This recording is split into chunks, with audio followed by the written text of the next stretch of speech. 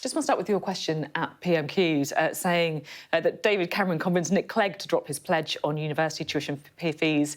Does the PM intend to take the credit for convincing the leader of the Labour Party to do likewise? I mean, it sounds a bit like one of those planted questions you get from the government benches. Very much not the case. What I was seeking to do there was just to highlight the absurdity of Labour's position. You know, Keir Starmer, when he became Labour leader, came in with a number of pledges that he made to the Labour membership and ultimately pledges to the public as well. And he's reneging on many of them, not least the one in relation to free tuition. It's and that's pretty helpful for the Conservative Party. I mean, just look at the response from Rishi Sunak. I thank the honourable gentleman for the question. It is hard to keep up with the list of broken promises. Well, I think in relation to this particular issue, there's a clear dividing line between the Scottish National Party and the Labour Party. Of course, in Scotland, under the Scottish Government, led by Humza Yousaf, we have free tuition. It's why I'm sat here today, because I was one of the very many beneficiaries of that, as so many other people have been. And now we have a Labour leader who's seeking to elicit change, who wants to get young people to aspire for a better future, who's saying that his pledge, which he made to them, a very important pledge, now no longer matters. He doesn't want to abolish tuition fees and match the priorities of the SNP. But you can see why you're really going for Keir Starmer here, right? And Rishi Sunak may think it's actually quite helpful. I mean, are you a little bit worried that, you know, SNP supporters looking at the state of your party right now might switch to the Labour Party? I'm old enough to remember when they were the largest party in Scotland. Well, I think there's been a lot of speculation in relation to that. But the point of my question today was to highlight that it's the SNP who are looking to protect young people's futures, and it's the SNP who deliver free tuition for people in Scotland. And that's not just a slight at the Labour Party, it's a slight at the Conservatives as well, and indeed the Lib Dems. And the whole point of that was to structure the fact that, you know, Westminster is the one that's taken us out of the European Union. You have the three big political parties in Westminster, three established Westminster parties who don't want to go back in, who want to limit the opportunities for young people. And here we have it again when it comes to education, and you have the Tories, the Labour Party and the Lib Dems who don't want to give young people that opportunity that the SNP have given young people. And I think that's a clear dividing line between the Scottish National Party and all those parties, not just the Labour Party, not just the Tories, not just the Lib Dems, but all of them. I guess, you know, if you were a voter or a swing voter in particular looking at the SNP right now, though, you might think, look, are these guys really competent enough to manage other people's money when they can't manage their own? I mean, you have been scrambling to meet a deadline, right? To get the auditors in to access this money. Yeah. It's not a great look, is it? So I don't think anyone can or will shy away from the challenges that we've faced internally. Obviously, the party's had its issues north of the border, and down here we've had challenges in relation to meeting the audit deadline. I'm actually delighted that we can now confirm that we have an auditor in place, and we're looking forward to getting that deadline, which is the end of May, hit, because it's important that we have access to that resource in order to pay our staff, and they've been at the forefront of this discussion. And I think some of the politics around it's been a bit uncomfortable in that regard, because it was their jobs, their livelihoods and the support that they provide us that we were seeking to protect. I mean, what is going on? Like you say, it's you know, we're talking about missing out on 1.2 million, having to let people go. Well, of course, we're not going to be letting anyone go, and we're going to hit the deadlines. But it was very challenging, and you know, I found out in February about the situation, the fact that we didn't have an auditor.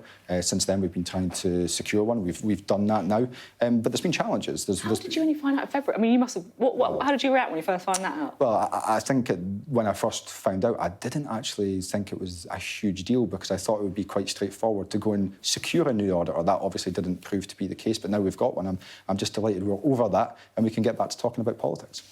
I guess the issue is, does it feed into wider concerns about the SNP and management of money? Your party is subject to a fraud investigation north of the border. We've seen people being arrested, you know, forensic tents outside houses, motorhomes being seized. I mean, a lot of people will be looking at this. It sounds like something out of a TV drama. Why should they trust the SNP? I think there's individuals that have obviously been contacted by the police, and it would be remiss of me to delve into that. But look, we need to get our house in order. Humza's done a lot up till now in relation to that. We've got a governance review in place, and I'm looking forward to the outcome of that coming forward, because we need to be in a better place internally as a party, as a member. It's frustrating for me to know and to learn some of these things in the media, and to obviously learn about things after the fact. I don't think that's helpful, and I think across our membership that's how we feel. But look, we've been in government for a long time, and the reason we've been in government for a long time is people of Scotland trust us to deliver for them. And tuition fees is a clear example of where we have done things differently, we've done things better, and we'll continue to do that. It's interesting you're saying that about how you felt frustrated as a member to be I guess, kept out of the loop of things. Do you think there's been like a culture of secrecy? I think what we've seen since Humza's came in is certainly more openness, more transparency, and I think that's a good thing. I've tried to be as upfront as I possibly can on all of these things as well. So was it open and transparent before then? I think people can read between the lines and assess the fact that if members of the party, I don't even think the deputy leader of the party was aware of certain aspects of things that had happened. I don't think that's helpful. But we have a new leadership team in place. Humza's really focused on making sure that we resolve these problems. We've got the governance review in place. He's been very open, very forthright with the media on all of their queries in relation to these things. And we need to keep that going, because what matters most in politics is trust, and the public need to trust us. They've placed their trust in us for a long, long time, and we need to make sure that they continue to do so into the future. Were you wrong to place your trust in Nicola Sturgeon then? No. Did she let you down?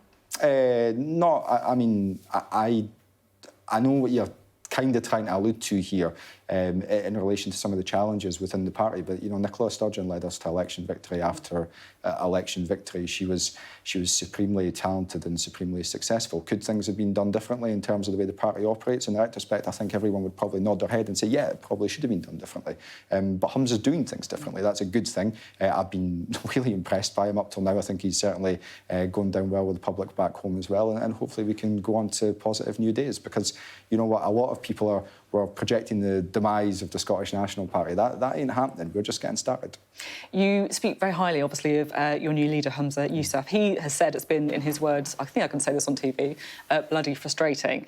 It hasn't been the ideal honeymoon for him. No, it's not. But look at what he's managed to achieve in those 6 weeks. He's managed to put forward his own perspectives for government and around equality and opportunities. He reset our relationship with business, which was badly needed. He's reset his relationship with businesses in the north east of Scotland, energy businesses, which is very important from my perspective. He's put cost of living at the very forefront of everything that he's doing. He's had a number of policy pledges up till now in relation to providing support for those who are in dire circumstances created by people down here in Westminster who've crashed the entire UK economy, and the Scottish Government's having to try and pick up the pieces where it can. He had an anti-poverty summit today, which shows that he's focused on meeting the challenges that are there for the people of Scotland. And whilst he's been doing all that, he's also been sorting out things within the party. It took us 6 months to get an auditor, or to look for an auditor. In 6 weeks, Humza Yousaf delivered one. That's the manner of what he's achieved now. I'm really excited about what's coming in the future. I was quite interested to see his comments on free school meals in Scotland. He was saying, look, he's got a child who is, I can't remember the exact age, but in school. 14, I think. There you go. Is it right for other people to be paying for meals for his children? What's your take on that? So what he was referring to there was the free school meals that exist in Scotland. So at this moment in time, most of the year groups in primary school are covered, and we're looking to expand that to primary 6 and primary 7, which is a really good thing.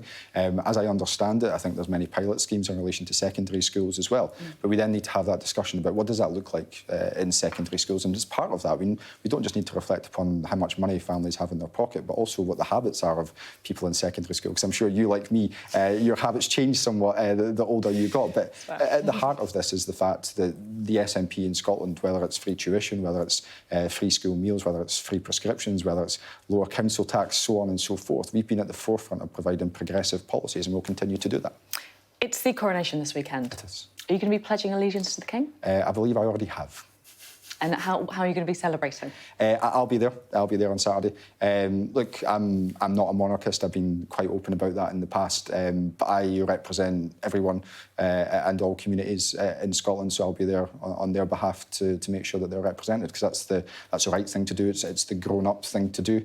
And I'll obviously be there with the First Minister of Scotland as well. If there's an independent Scotland, do you think King Charles should be the monarch? I think it's important that the people of Scotland, if they want to change, have the opportunity to change. That applies to everything, not just the monarchy, not just the constitution, but all aspects of things. Nothing should be out of the reach of the Scottish people when it comes to deciding what their constitutional future should be. So a potential referendum then on the monarchy? If the people of Scotland so wanted that to be the case. But what I think is important is to recognise the fact that we do have a head of state, and whilst we've got a head of state, they'll have my respect. OK, thank you very much. Good to talk.